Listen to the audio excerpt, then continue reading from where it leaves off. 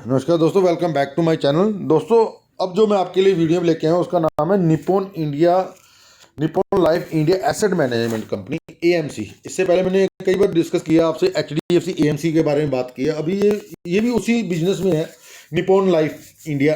पहले ये रिलायंस जो इसका मतलब मेन प्रमोटर थे, रिलायंस वाले थे, आरकॉम वाले थे, मिस्टर अनिल अंबानी थे। उन्होंने ये अपना सारा बिजनेस निप्पॉन लाइफ इंडिया को, निप्पॉन लाइफ को बेच दिया। ये एक एमएनसी कंपनी है फ्रेंड। इनका बिजनेस मॉडल, मुझे फ्रेंड्स ये सेक्टर बड़ा ही अच्छा लगता है। मुझे ये सेक्टर फ्यूचर इंडिया का सेक्टर लगता है। इसके पीछे रीजन ये है कि इन्होंने जो इनका बिजनेस मॉडल ही कुछ ऐसा है कि इनके जो खर्चे हैं, जो इनके बिजनेस का बेसिक रिक्वायरमेंट है, वो तो उतनी ही रहनी है। और जैसे जैसे ये अपना बिजनेस बढ़ाते जाएंगे, इनका मार्जिन, इनका मींस इनकी सेल्स, ये सब कुछ बढ़ते जाना है, जिससे इनका प्रॉफिट बढ़ते जाना होता है फ्रेंड्स। एचडीएफसी लाइफ फ्रेंड्स, मैं तब से आपको बता रहा हूँ जब से ये बिल्कुल नीचे के लेवल पर था, तब से मैं बोल रहा हूँ कि एचडीएफसी सॉरी एएमसी में अब अपनी पोजीशन बनाइए। इसको एक बहुत ही बढ़िया एक मल्टी बैगर समझे। ये आने वाले टाइम में ये बिजनेस बहुत ग्रो करेगा। निप्पॉन इंडिया उसी, ये वाला स्टॉक फ्रेंड्स नैम बोलते हैं इसका, नैम उसी बिजनेस मॉडल में। मेरी ये प्रिजम्पशन है, मुझे ये लगता है कि नैम इंडिया ज़्यादा परफॉर्म करेगा एचडीएफसी एएमसी से। रीज़न ये है कि एचडीएफसी एएमसी एक बड़ी लार्ज कैप कंपनी है, ये एक ऑलमोस्ट मिड कैप कंपनी है। इस जो मिड कैप कंपनी होती है वो ज़्यादा तेजी से परफॉर्म करती है। वैसे भी इसके जो प्रोडक्ट्स हैं, इसके जो फंड्स हैं, काफ़ी अच्छे हैं। इनका भी एयूएम काफ़ी अच्छा है, कंपनी काफ़ी अच्छी है, एस्टेब्लिश्ड कंपनी है, डेट फ्री कंपनी है। इनकी डिविडेंड यील्ड भी अच्छी है, काफ़ी बेटर डिविडेंड यील्ड है, 1.60 की डिविडेंड यील्ड है। इसको आप फ्रेंड्स लंबे समय के लिए होल्ड करके रख सकते हैं। इनका बिजनेस ये एक मल्टी बैगर स्टॉक साबित होगा, जो मुझे लगता है। नीचे के लेवल पर मेरे पास बहुत हैवी होल्डिंग है, एचडीएफसी एएमसी और निप्पॉन इंडिया दोनों में है। बट मुझे ये लगता है कि मुझे नैम में, निप्पॉन इंडिया में ज़्यादा होल्डिंग रखनी चाहिए। इनफैक्ट एक ही बस नैम इंडिया रखना चाहिए, एचडीएफसी एएमसी नहीं रखना चाहिए। बट ये दोनों का मॉडल, एचडीएफसी एएमसी और निप्पॉन इंडिया, नैम इंडिया का मॉडल बहुत अच्छा है। ये फ्यूचर मॉडल, इनको सिंपली हमने होल्ड करना है फ्रेंड्स, पकड़ के रखना है। ऐसे स्टॉक्स को होल्ड करके रखेंगे, पकड़ के रखेंगे, तो ये स्टॉक आपको, मेरी एक्सपेक्टेशन इनसे 25 to 30% CAGR की एक्सपेक्टेशन है। अगर ये 20% की CAGR भी दे देते हैं और आप इसको 10 साल के लिए होल्ड करके रखते हैं, तो आपके लिए फ्रेंड्स बहुत बढ़िया कंपाउंडिंग करके देंगे। ये कंपाउंडिंग मशीन है। 10 साल तक आप इसको होल्ड करके रखें। मुझे अच्छा लगता है इनका बिजनेस मॉडल, अच्छा लगता है इनका स्टॉक बिजनेस, सब कुछ अच्छा लगता है फ्रेंड्स। थोड़ा कंपनी के बारे में जानते हैं friends. Nippon life India asset management is engaged in managing mutual funds including exchange traded जो ETFs आते हैं, manage accounts including portfolio management service, alternative investment funds and pension funds, offshore funds and advisory mandates। Okay, market cap है इसका 19,000 करोड़ का friends. 42 की पीए पर अभी trade कर रहा है friends. ROC 21.9, almost 22, ROE 16, genuine dividend yield बहुत अच्छी 1.60। मुझे अच्छा लगता है स्टॉक, अच्छा गुड स्टॉक है। ये देखिए फ्रेंड्स, इनके जो कंपटीटर है, वैसे ये लिख तो रखे, पर इनका जो मेन कंपटीटर है वो है एचडीएफसी एएमसी, और इस बार जो अभी रिसेंटली लिस्ट हुई है कंपनी यूटीआई एएमसी। बाकी इनका बिजनेस मॉडल लग गया, Bajaj finance, Finserv, SBI card, ये लग चाहिए, मुथूट फाइनेंस, बजाज होल्डिंग्स, ये लग चाहिए। ये देखते हैं फ्रेंड्स, ये देखिए, थोड़ी बात समझने वाली है यहाँ पे। 2059 करोड़ का इनका इस बार की सेल आई थी। लास्ट क्वार्टर में 233 की सेल आई थी। सितंबर 19 में जो सेल आई थी 300 करोड़ की, इस बार कम थी। वही कोविड का इनका चल रहा था। सारी एएमसी कंपनी है, जो ये एनबीएफसी कंपनी, उन सभी में प्रॉब्लम चल रही थी।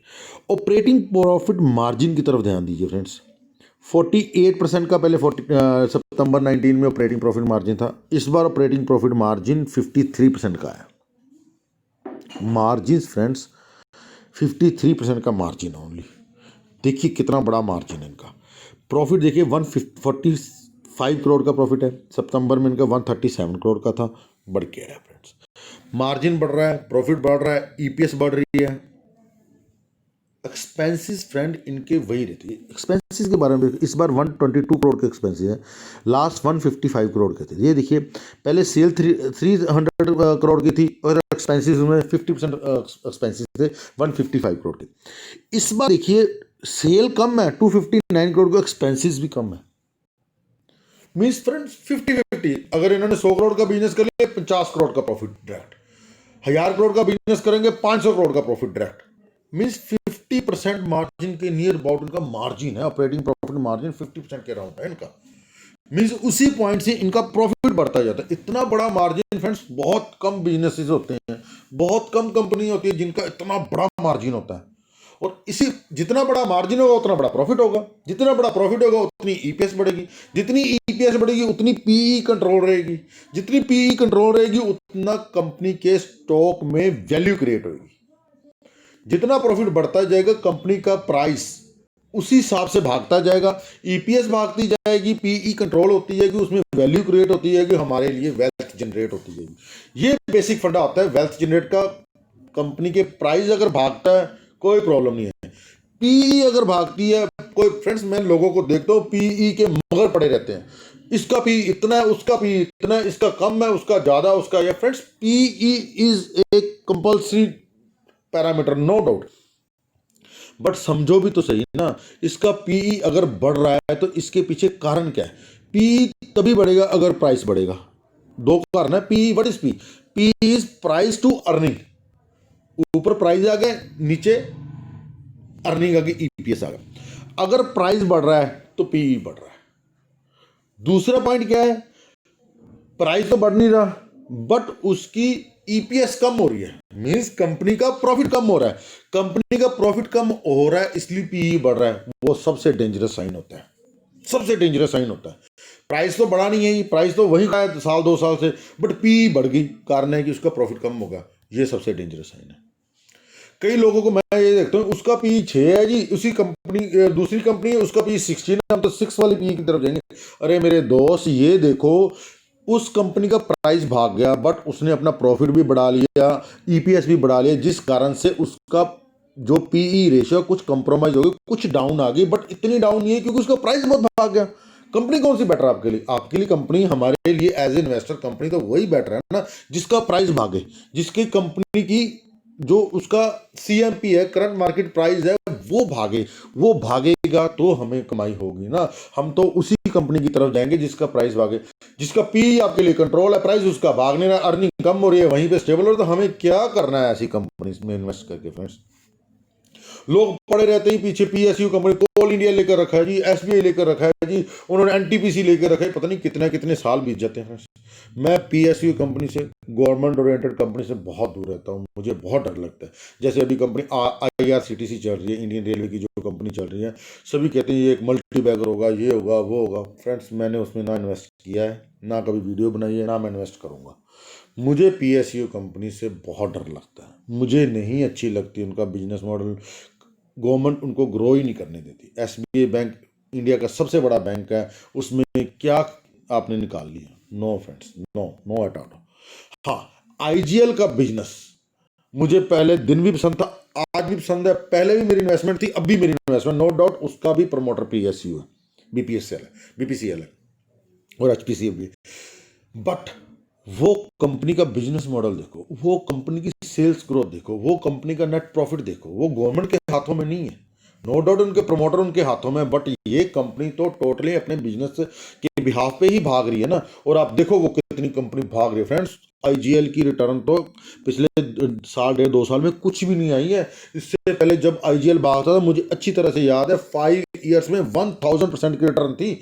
अगर आप 5 साल पहले उसमें 1 लाख लगाया तो आपका 10 लाख बन गया था 5 साल में, इतना भागा था। उसके पीछे कारण यही था कि उसकी सेल्स लगातार वहाँ पे दिल्ली में एनसीआर में जो जितने भी ये इनके आईजीएल के सीएनजी के स्टेशन थे, लाइनें लग लग के ऑटोज, ये वो गवर्नमेंट ने रिस्ट्रिक्शन कर दिया ऑटोज पर, आपको सीएनजी ऑटोज ही चलाने हैं। इवन कि गाड़ियों में सीएनजी किट लगनी शुरू हो गई, और सस्ती भी पड़ती थी, एवरेज भी ज़्यादा होती थी, सस्ती किट लग जाती थी, पोल्यूशन भी कंट्रोल होता था।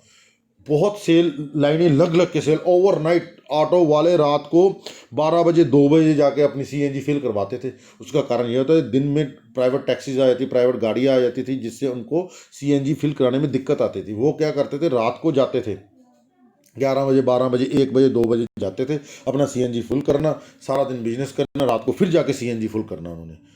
जिस कारण से उनकी सेल, आईजीएल की सेल बढ़ रही थी, प्रॉफिट बढ़ रहा था, मार्जिन बढ़ रहा था, ईपीएस बढ़ रहा था, और कंपनी का स्टॉक प्राइस भागे जा रहा था।